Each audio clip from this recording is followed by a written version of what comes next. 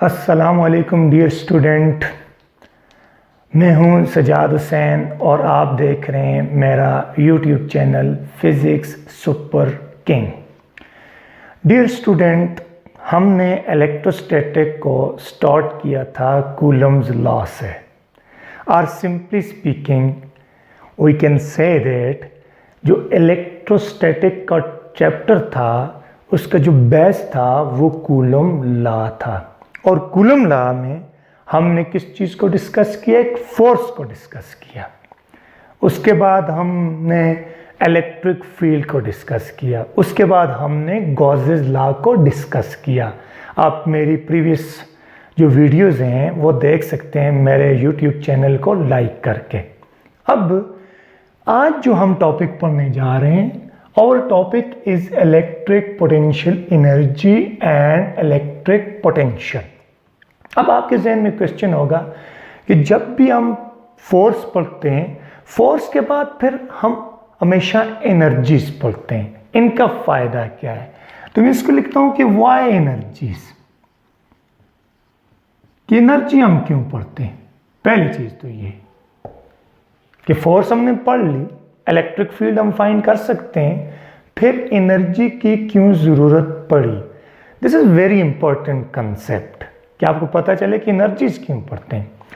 Energy हम dear student इसलिए पढ़ते हैं कि mathematical calculations for the force are difficult. जो मैथमेटिक्स हम यूज करेंगे फोर्सेस के लिए वो थोड़ी सी मुश्किल होगी। Why? Because force is a vector quantity. The mathematical rules, vector addition, vector multiplication, these are used for vectors quantities. अब वेक्टर्स के लिए ये रूल्स यूज होते हैं और ये थोड़े से मुश्किल हैं। अगर हमने ऐड करना है फोर्सेस को तो मुश्किल होगा, इलेक्ट्रिक फील्ड इंटेंसिटी को ऐड करना है तो मुश्किल होगा, क्योंकि वो वेक्टर क्वांटिटीज हैं, उनके लिए स्पेशल रूल्स यूज होते हैं। अब अगर हम एनर्जीज लेके आए तो एनर्जी क्या है? स्केलर है, इट इज स्केलर। अब स्केलर क्वांटिटीज को ऐड करना, सब्ट्रैक्ट करना, मल्टीप्लाई करना इजी है as compare to addition, multiplication and subtraction of vectors. तो इसलिए हम एनर्जी को क्या करेंगे? प्रेफर करेंगे ओवर द फोर्स। तो इसलिए हम पढ़ते हैं एनर्जीज। दूसरी चीज बच्चों कि आपके पास जो पोटेंशियल एनर्जी होती है वो पोजीशन को चेंज करने से आती है। मैं आपको एक छोटी सी एग्जांपल देता हूँ। फॉर एग्जांपल ये मार्कर है, इस मैं अपने हाथ को रेफरेंस पॉइंट लेता हूँ। अब इसके अंदर एनर्जी नहीं है, ये मूव नहीं करता, मैंने कुछ भी नहीं किया, जस्ट इसकी पोजीशन को चेंज किया। जब इसको छोड़ता हूँ तो अब ये मूव कर रहा है। तो इसका मतलब है when ever position of the marker is changed in a field तो इसके अंदर एक एनर्जी स्टोर होगी और उसको हम बोलेंगे पोटेंशियल एनर्जी, पोजीशन। दूसरी चीज जो कि बहुत इंपॉर्टेंट है कि हमेशा के लिए पोटेंशियल एनर्जीज को डिफाइन करने के लिए हम कंजर्वेटिव फोर्स लेते हैं। कंजर्वेटिव फोर्सेस क्या होंगी? वेरी इंपॉर्टेंट है। ये फर्स्ट ईयर के जो लेक्चर्स हैं उनमें हम डिस्कस करते हैं। तो कंजर्वेटिव फोर्स के लिए हम पोटेंशियल एनर्जी को डिफाइन करते हैं। अब सिंपली स्पीकिंग जो मैंने आपको कहा कि फॉर एग्जांपल हम अगर नेचुरल फोर्स की बात करें, ग्रेविटेशनल फोर्स है वो तो डाउनवर्ड है। अब अगर मैं अगेंस्ट द ग्रेविटी जाता हूं, मेरा जो वर्क है उसमें स्टोर हो जाएगा एज ए पोटेंशियल एनर्जी। जब मैं इसको छोड़ूंगा वो पोटेंशियल एनर्जी आहिस्ता आहिस्ता किस में कन्वर्ट होना शुरू हो जाएगी? काइनेटिक एनर्जी में।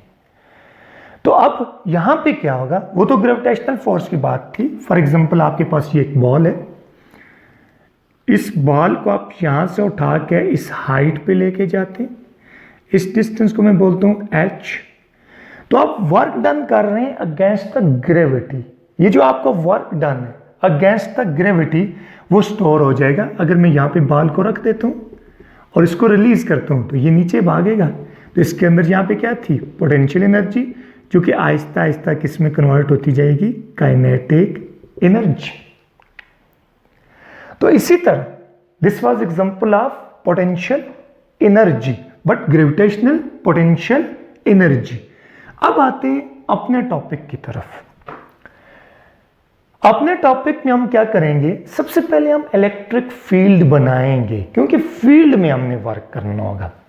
इलेक्ट्रिक फील्ड बनाने के लिए मैं एक पॉजिटिव प्लेट ले लेता हूं, एक प्लेट ले लेता हूं जिस पे पॉजिटिव चार्ज है, और दूसरी प्लेट ले लेता हूं जिस पे नेगेटिव चार्ज है। अब मैं क्या करता हूं, मैं एक पॉजिटिव चार्ज लेता हूं, उसको किसी भी मेथड से ऊपर लेके जाता हूं अगेंस्ट द इलेक्ट्रिक फील्ड। जब इधर मैं पहुंचा देता हूं, इसको छोड़ूंगा तो ये नीचे मूव करेगा। इसका मतलब है जब मैंने यहां पे छोड़ा तो इसने डाउनवर्ड मोशन की, इसके अंदर एक काइनेटिक एनर्जी आई।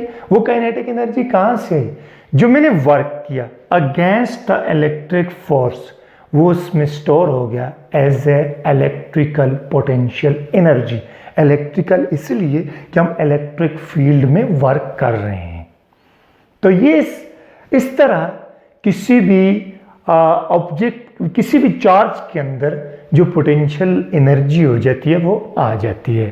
जरा आप देखते हैं, अब अगर मैं पोटेंशियल एनर्जी को डिफाइन करूं, इस प्लेट को मैंने ए कहा है, इस प्लेट को मैंने बी कहा है, तो मैं लिखूंगा change in potential energy is equal to work done in moving a charge from point A to point B, और यहां पे मैं चार्ज लेता हूं पॉजिटिव और उसको मैं कहता हूं Q not.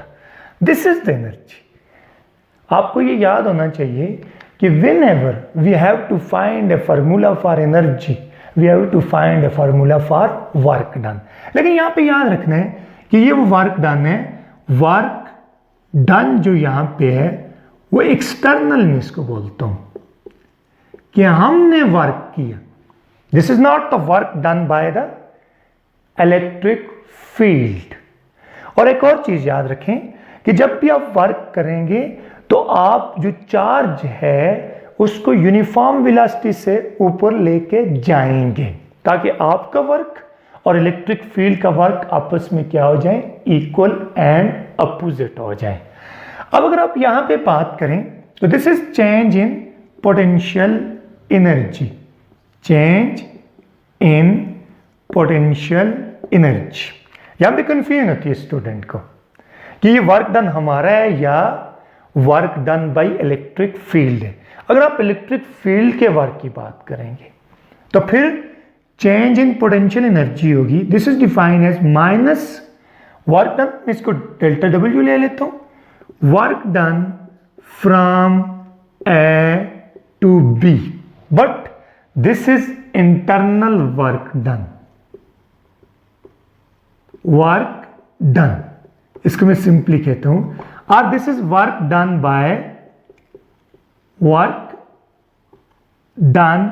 Bye electric force. This is important, ये कंफ्यूजन है। जब हम फोर्स का वर्क लेंगे तो आपके पास नेगेटिव ऑफ वर्क होगा, या आप लिख सकते हैं work done is negative of potential energy.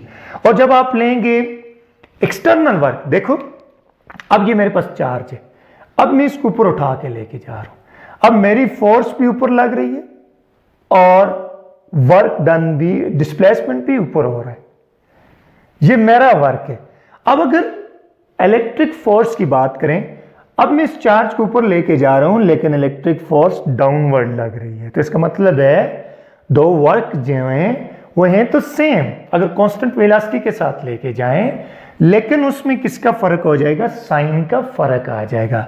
तो याद रखें this is the internal work, work done by the force, और अगर एक्सटर्नल वर्क होगा तो हम इसको डिफाइन करेंगे change in potential energy is equal to work done in moving a charge from one point to another point against the electric field, और potential energy को हम define करेंगे work done by electric force or negative of work done by electric force in taking a charge from one point to another point is electrical potential energy.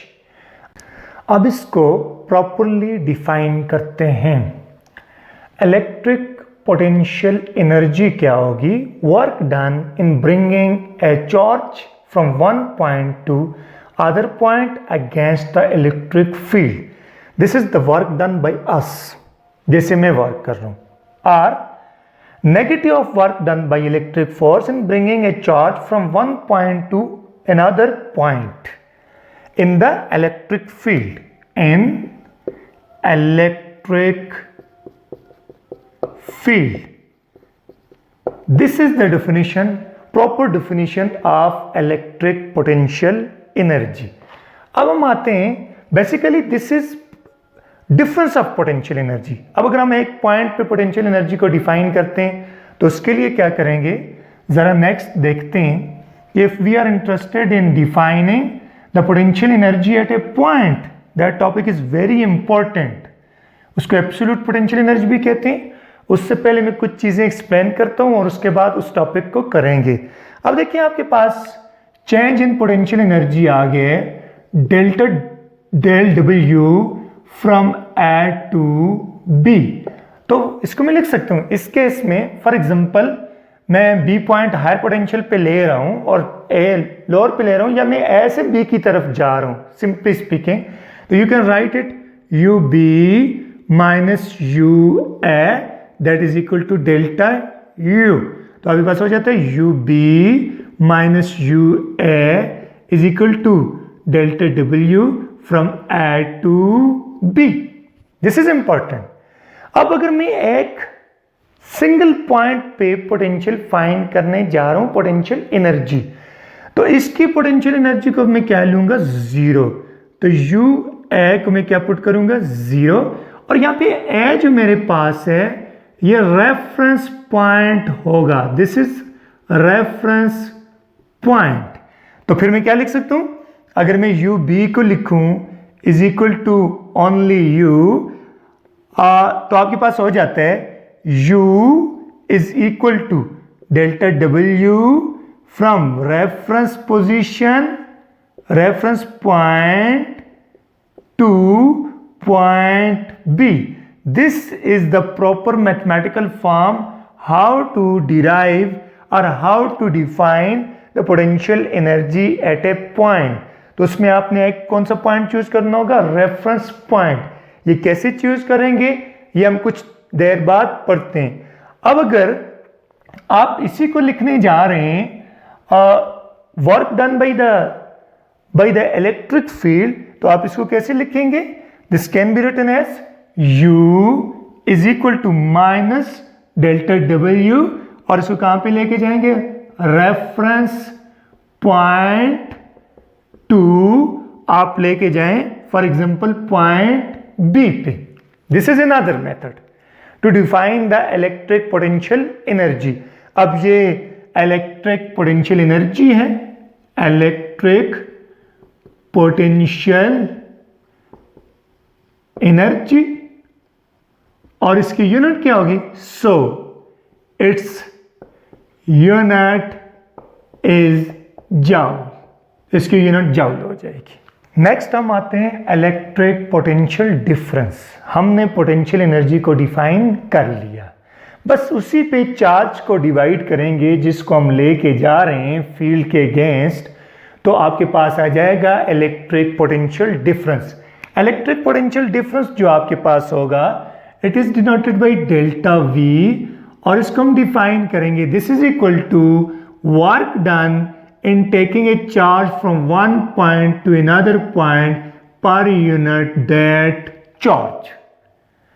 अगर ये work कौन कर रहा है, external agent, या हम कह सकते हैं कि अगर ये वर्क हो रहा है और this work is done against the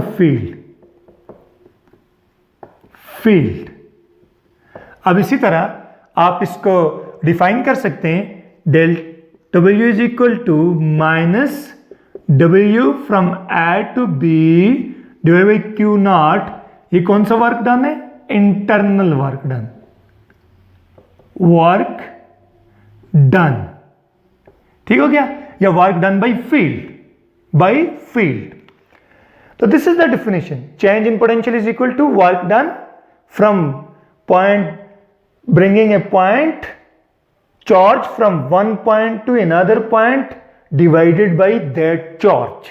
This is called electric potential or electric potential difference.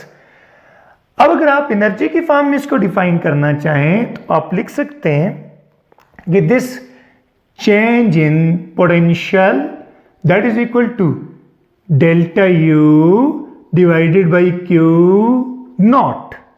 This is the relation for electrical potential or electric potential difference. तो हम प्रॉपरली अगर इसको डिफाइन करना चाहें तो यहां से हम डिफाइन कर सकते हैं, इसकी डेफिनेशन क्या होगी, work done in taking a charge from one point to another point, work done in taking a charge from one point to another point,